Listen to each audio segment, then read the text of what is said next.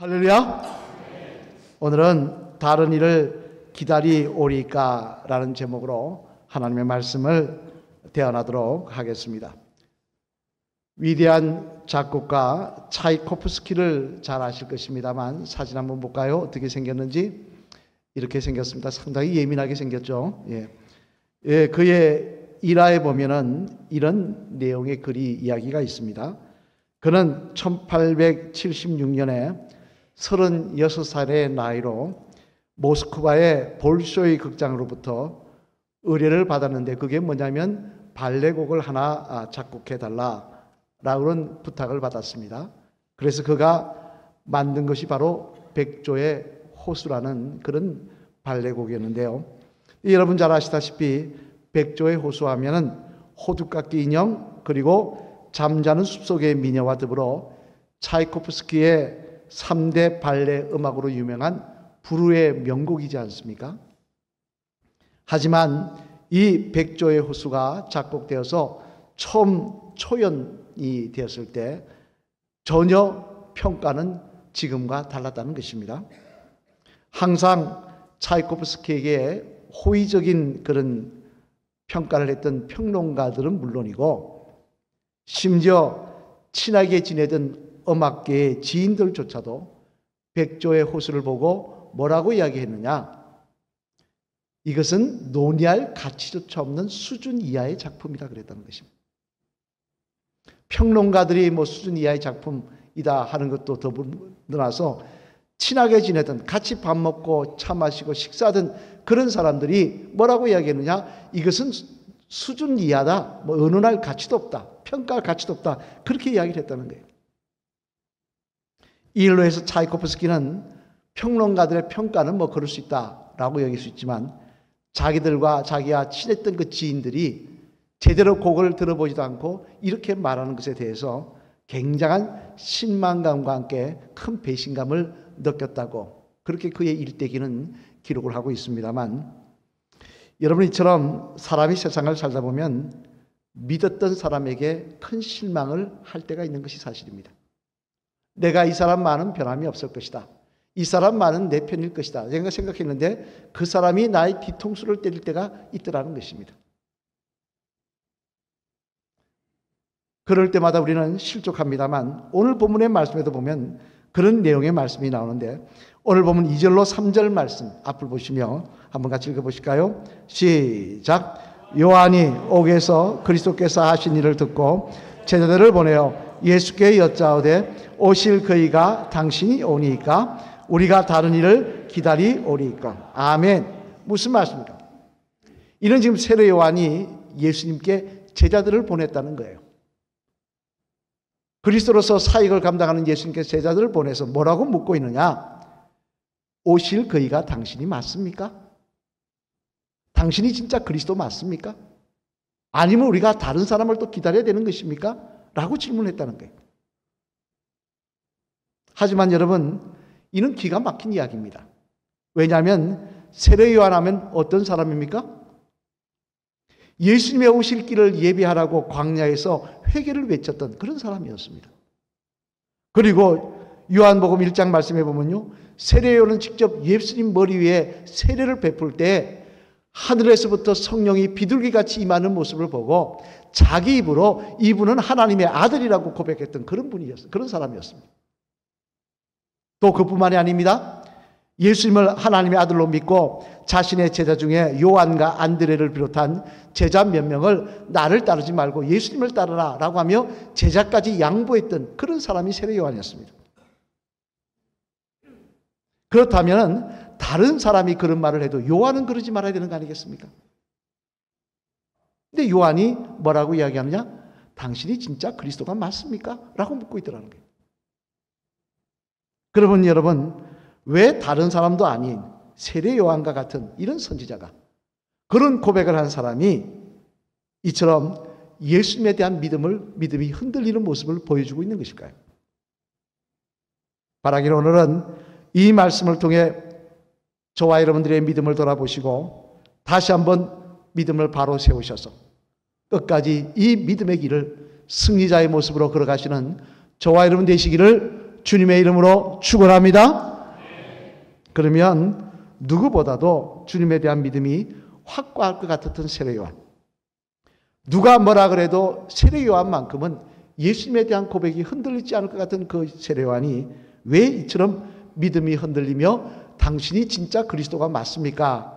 라고 질문하고 있는가? 그 내용을 살펴보면요. 먼저 첫째로 우리 한번 같이 읽어보시겠습니다. 앞을 보시며 시작. 세례요한의 마음속에 자기 중심적인 신앙이 들어갔기 때문이었습니다. 뭐가 들어갔다고요? 자기 중심적인 신앙. 여러분, 지금 세례요한은 예수님 오실 그이가 당신이 맞습니까? 라고 묻고 있습니다만, 그럼 왜 이런 질문을 하고 있느냐? 그것은 그 당시 세례요한이 처한 상황과도 무관하지 않았습니다. 어떤 상황이냐? 우리 2절 말씀 한번 다시 한번 읽어보실까요? 앞에 같이 보시면 읽겠습니다. 시작. 요한이 옥에서 그리스도께서 하신 일을 듣고 제자들을 보내어. 아멘. 무슨 이야기입니까? 지금 요한은 어디에 있었다고요? 감옥에 갇혀 있었다는 것입니다. 왜 갇혀 있었느냐? 그 당시 이 유대 지역을 다스리던 헤롯 안디바라는 왕이, 분본왕이 자기 동생 부인과 결혼한 거예요. 여러분, 세상에 동생의 부인과 결혼하는 사람이 어디 있습니까? 동생의 부인과 결혼하는 기가 막힌 일을 했다는 거예요. 그래서 이걸 갖다가 막 공개적으로 비난하자 이런 세례 요한을 다른 제명을 씌워서 지금 감옥, 말이 감옥이지 토굴 같은 곳에 가둬버렸다는 것입니다만, 하지만 그런 상황 속에서도 세례 요한은 기대하는 게 하나 있었는데 그게 뭐냐? 예수님의 사역에 대한 기대감이었습니다. 예수님이 이제 말씀을 전하시고 본격적으로 사역을 시작했으니까 이제는 놀라운 일들이 일어나리라.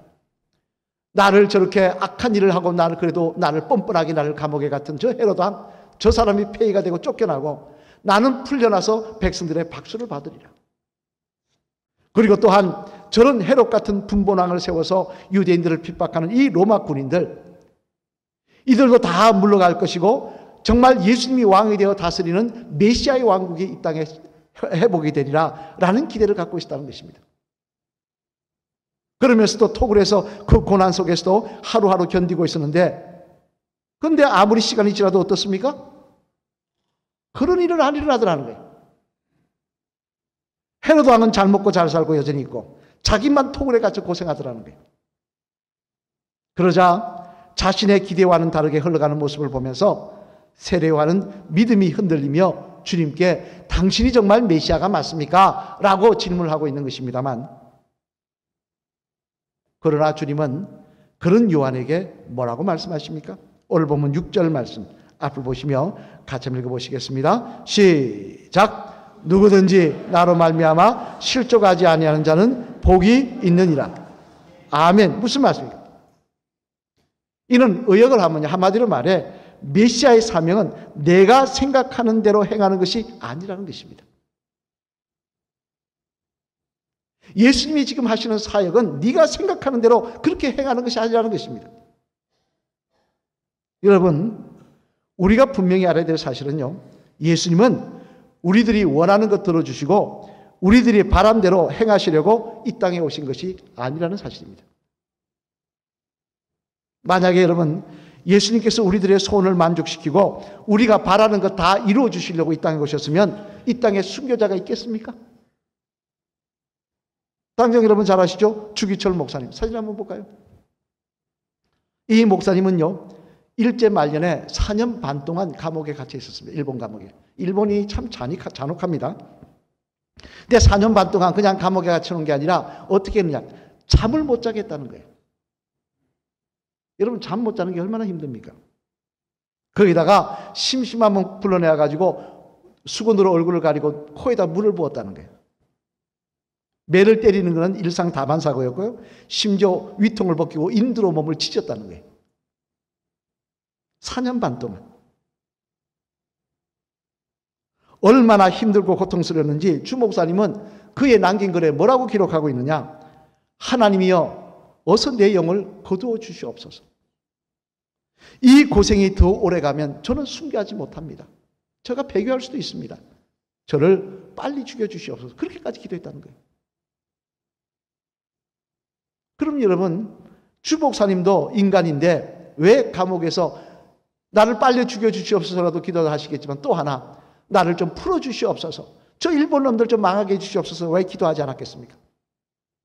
또 가족들과 교인들은 왜 주 목사님의 석방을 위해서 얼마나 기도를 열심히 드렸겠습니까? 만약 주 목사님의 바램대로, 그 교인들의 기도대로, 가족의 기도대로 했다면요, 주 목사님 풀려났었을 것이고 일본 놈들은 도저히 망해서 심판을 받고 망했을 것입니다만, 그런데 그게 아니더라는 거예요.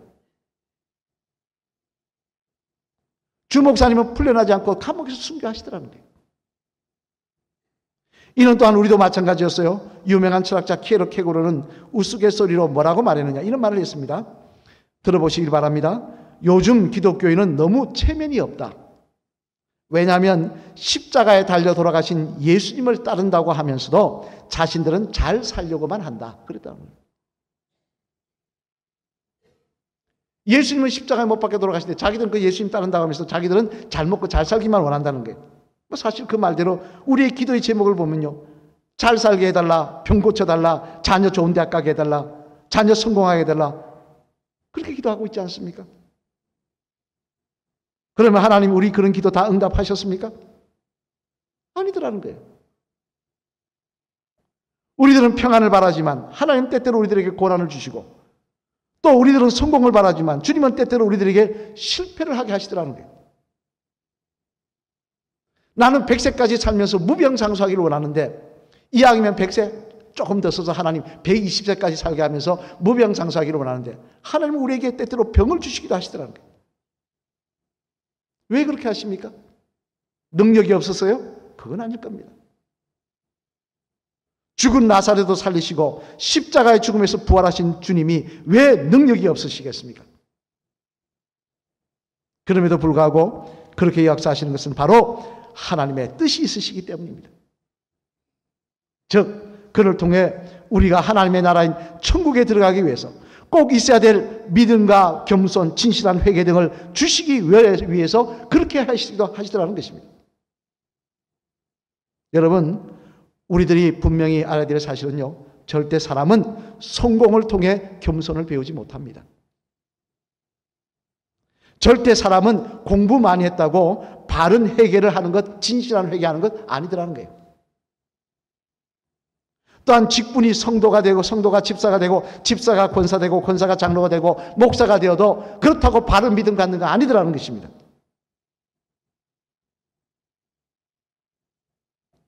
대신 어떨 때 겸손해집니까? 어려움을 당하니까 겸손해지더라는 거예요. 환난이 있으니까 죄를 돌아보더라는 거예요. 시련이 있으니까 헛된 욕심 버리고 하나님을 바라보고 하늘을 바라보더라는 거예요. 이는 당장 출애굽기 2장에 나오는 이스라엘 백성만 해도 그렇습니다. 우리 출애굽기 2장 23절 말씀 앞을 보시며 한번 같이 읽어보실까요? 시작!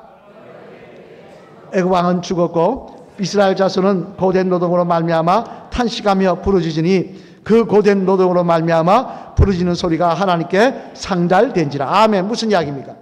이스라엘 백성이 하나님 앞에 부르짖기 시작했다는 이야기인데 왜 부르짖었다고요? 고된 노동으로 인해서. 편할 때는 우상 숭배하고 애굽이 섬기던 신 송아지 섬기고 그딴 짓을 했습니다. 그러다가 그들에게 고난이 오고 벽돌을 쌓아야 되고 피라미드를 쌓으면서 죽기도 하고 하니까 그때서 어떻게 합니까? 주님 앞에 나와서 무릎 꿇고 기도하기 시작하더라는 거예요. 이는 또한 요나 선지자도 마찬가지입니다.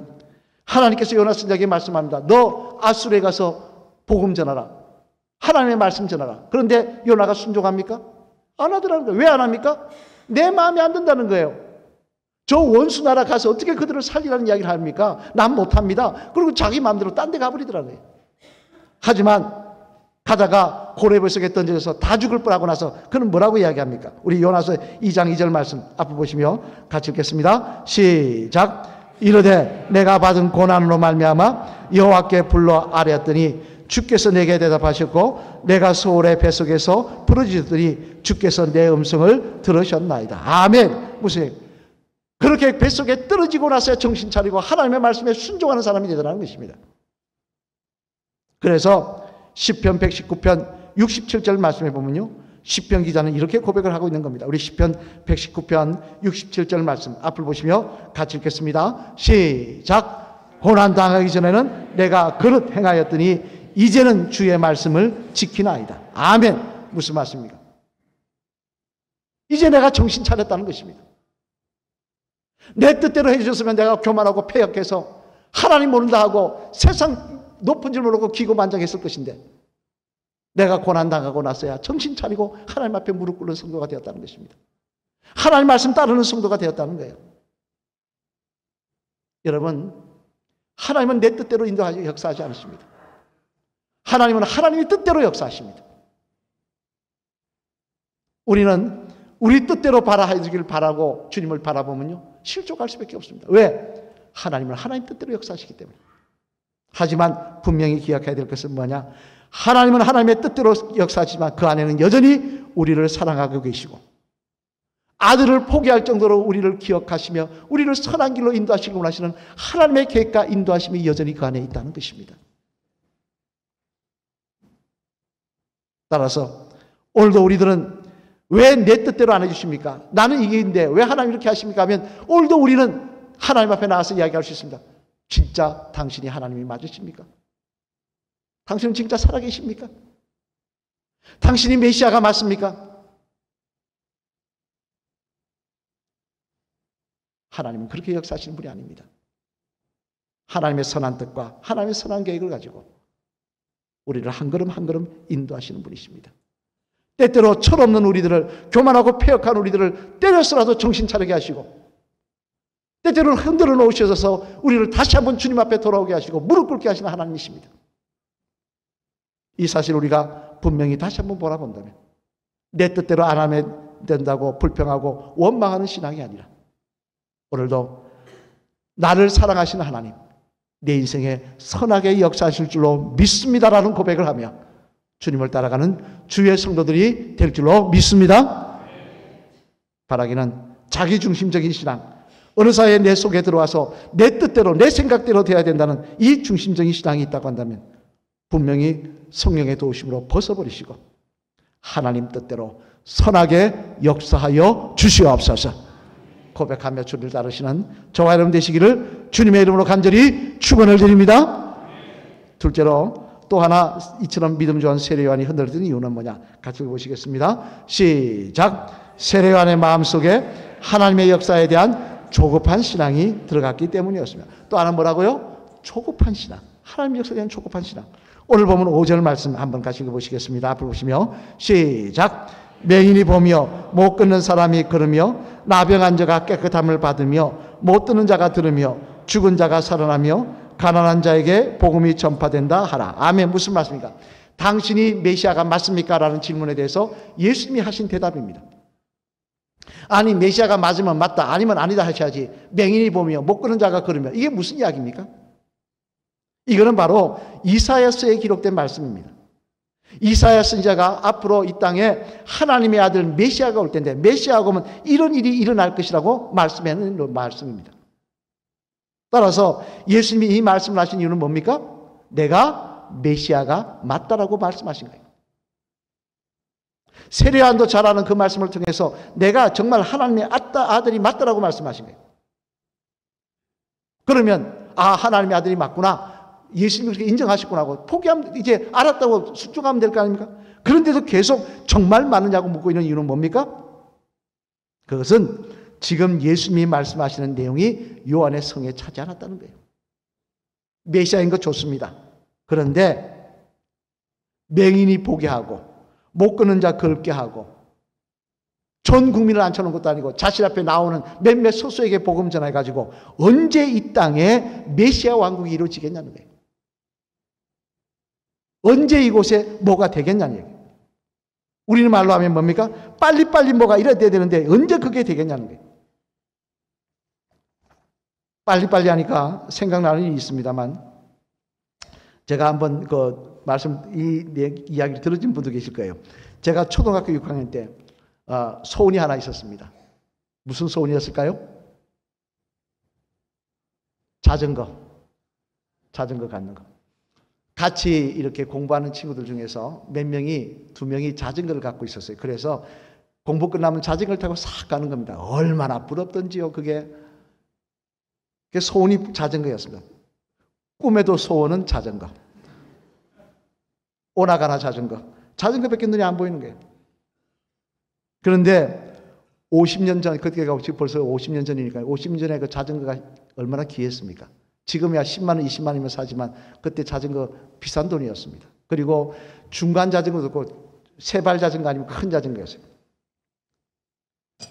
부모님께 말씀드렸습니다. 자전거 사달라고. 그랬더니 부모님 대답은 뭘까요? 옛다 사주마 그럴까요? 안 된다 그랬더니 안 돼.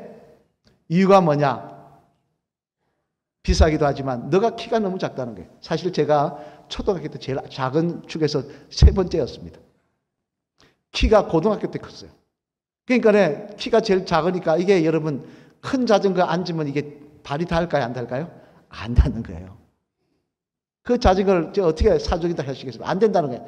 그래서 하도 고집을 부리고 제가 꿈에도 소원은 뭐라고요? 자전거. 하도 그랬더니 이제 부모님하고 타협을 했습니다. 뭐냐면 1등 하면 사주시겠다. 그래가지고 이를 악물고 공부를 했습니다. 아마 그렇게 열심히 공부한 적은 처음일 거예요. 열심히 해서 1등을 했습니다. 그래서 약속을 하셨으니까 안 사줄 수 없고 자전거를 사주셨는데 막상 타보니까 발이 안 닿는 거예요. 그러니까 어떻게 합니까? 발이 안 닿으면 어떻게 탑니까? 중간으로 이렇게 발려가지고 아시죠? 우리 젊은 사람들은 잘 모를 건데 옛날에 발이 안 닿으면 어떻게 하면 이 안장 밑에 그 사이로 중간으로 발려가지고 이렇게 접고 다녔어요. 타고 다녔어요. 그래가지고 타면서 열심히 타는데 그러니 뭐 제대로 탑니까? 아슬아슬하게 타고 다니다가 비 오는 날 택시하고 박아가지고 그냥 자전거 앞바퀴 다 휘어지고 저는 막 다 갈리고 택시는 도망가 버리고 집에 뭐 다친 건 둘째치고 이거 자전거 이렇게 해놓은 거 들통나면 또 혼날까봐 몰래 창고에 갖다 놨습니다. 그리고는 그냥 뭐 왜 안 타자 그러면 요즘 바빠서 못 한다 그러면서 다음에 타겠다 그러다가 자전거 녹슬어서 버렸어요. 이제 중학교 졸업하고 고등학생이 되니까 자전거가 얼마나 갖고 싶은지요. 근데 양심이 어떻게 또 사달라 그럽니까? 말을 못 했는데요. 근데 그때 하나 제가 깨달은 게 있습니다. 빨리 이루어진다고 다 좋은 것은 아니다. 빨리 된다고 다 좋은 것은 아니다.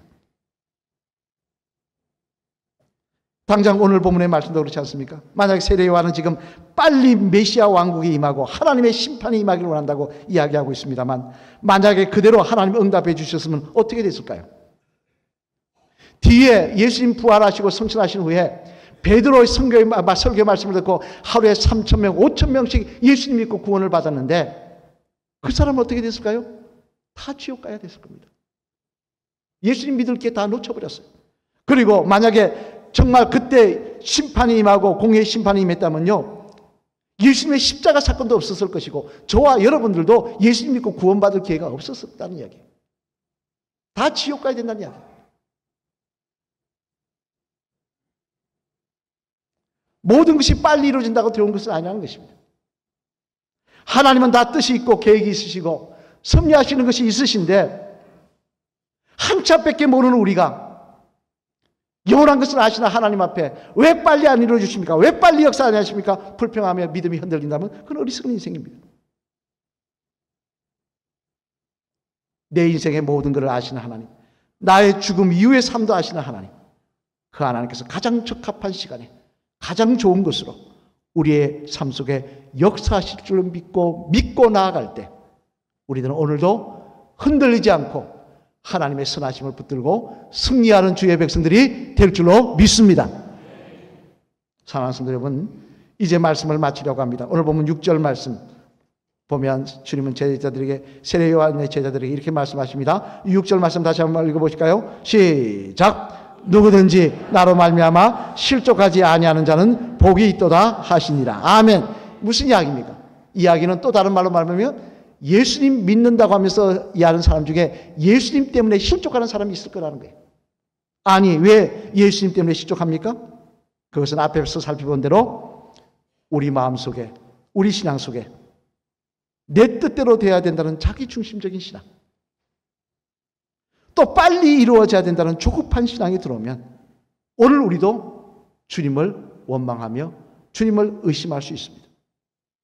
오늘도 실족하여 믿음이 흔들릴 수 있습니다. 따라서 오늘도 우리들은 내 마음속에 그런 신앙을 악한 영들이 심어주려고 할 때 나는 그래도 하나님의 선하심을 믿습니다. 하나님이 오늘도 나와 함께 하심을 믿습니다.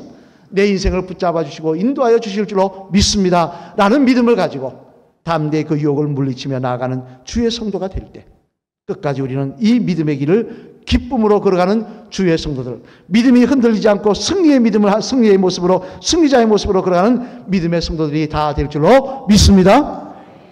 마지막에 한번 따라 하실까요? 집사님의 마음속에 자리 잡으려고 하는 자기 중심적인 신앙, 성급한 신앙을 성령의 능력으로 물리치시길 바랍니다. 할렐루야. 아멘. 우리 마음속에 마귀는 오늘도 내 중심적인 신앙, 또 성급한 신앙을 심어줄 거예요. 그러나 물리치시길 바랍니다. 하나님은 여전히 선하시고 역사하시는 하나님을 믿고 나를 사랑하시는 하나님을 믿고 끝까지 나아가는 저와 여러분이 되어야 할 줄로 믿습니다.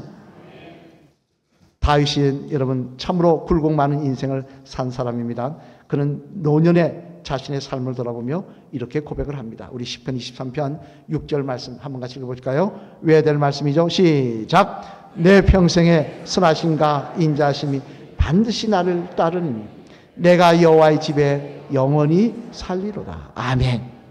무슨 이야기입니까? 다윗은 고백합니다. 내 인생을 걸어보니 굴곡이 많고 어려움도 많았지만 그러나 돌아보니까 하나님의 선하심과 인자하심이 여전히 나와 함께 하셨다는 거예요.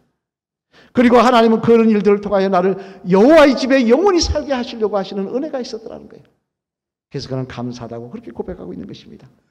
저는 이 다윗의 고백이 저와 여러분의 고백이 되길 원합니다.